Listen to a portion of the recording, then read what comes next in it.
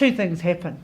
In August 1987, we lodged our claim for the Waitangi Tribunal, and Zinzang Brook debuted against Argentina for the All Blacks. We came in, there was nothing.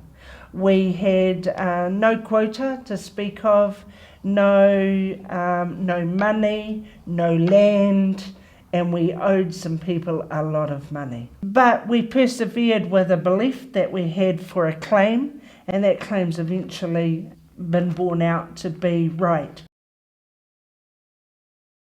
The settlement is one of the most divisive, difficult things that anybody could ever undertake. They are hard on your people, they're hard on your negotiators. You're never going to get what you're entitled to. You're only ever going to get what the Crown offers you. We've done really well out of our settlement, but we've done really well out of relationships as well. So the settlement's not going to do any good to anybody if you just stick it in the bank. What is going to make it worthwhile for our people and make it ongoing is the relationships that you build with your community.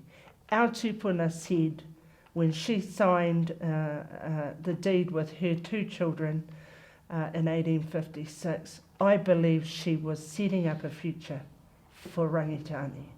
She was saying that we should have the right to be part of the economic, social, cultural growth of our community that we live in.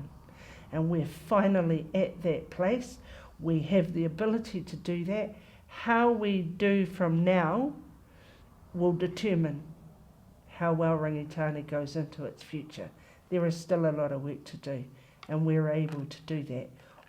We just need to come together. Now is not a time to split apart. We got the old Grovetown Hall as part of the Crown settlement.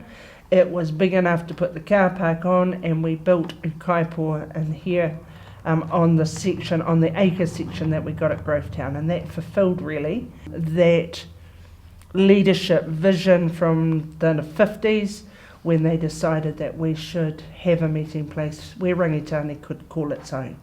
So kaipo has been set up, was named for the nurturing of all of those people who have gone before us to make sure that it continues now and for the future. It wouldn't be a place where our people couldn't do things.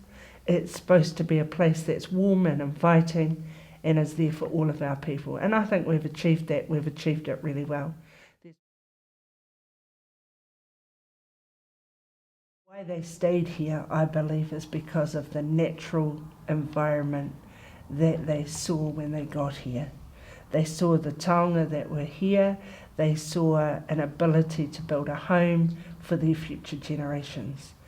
Kaitiaki are supposed to look after that, and Rangitāne iwi members are kaitiaki. It's imperative that we keep and look after our natural environment, otherwise what is all of this for? There are some people at the moment in the name of development that are starting to unearth some of those things that are precious. We spent a lot of time repatriating our tupuna and getting back some of those sites of significance that matter to us as an iwi. The Wairau River is one of those, but it's not the only one. The maunga, all of those awa. Wairau means 1,000, 100 rivers, all of those tributaries and rivers that flow into Cloudy Bay, they're all important. And our ecosystem is mandatory to look after if we're going to succeed as an iwi. The money isn't for anything if you can't look after the land and the values of our people.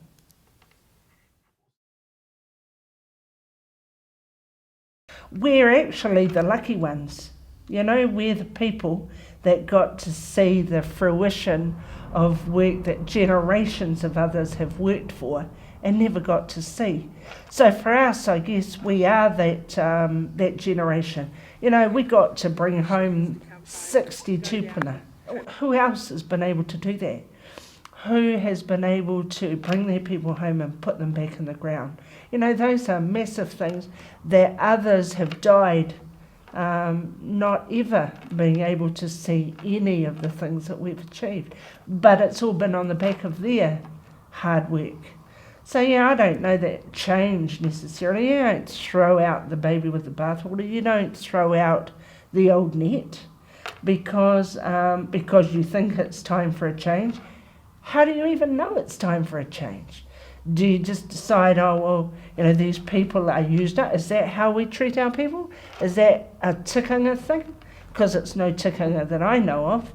We're supposed to be those people who look after our people, who respect them and learn from them. That's the only tikanga I know. That's how I grew up. My whole background is from people who knew all of those things about our tribe. And I spent time with them, talking to them, learning about those things. And, you know, those were my father, Auntie Kath, Uncle Rua, Uncle Matt Parawaka. And I even remember sitting at the bedside of your great-grandmother up there when, you know, just because that's what you did. And you didn't decide that it was your time. Other people decided it.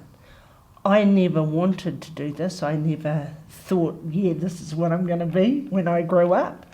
But it comes to you and you have a responsibility to it. And you know, that's something I guess you carry with you forever. So, you know, whatever it is that I still have to give to the tribe, I'll give, because that's the nature of the beast. You've got to do that. We have made significant gains. The settlement is in. It came in 2010. That doesn't mean we now get to sit down and rest.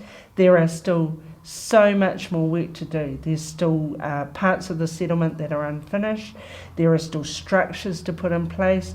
There's still plans to identify how do we make it last. It's our one chance. And instead of arguing with each other, let's look at what are the intergenerational benefits that need to occur and how are we going to put in place plans to ensure it lasts longer than this generation. Because if we're not careful with that, it'll be gone and we'll be back to 1996. There'll be nothing.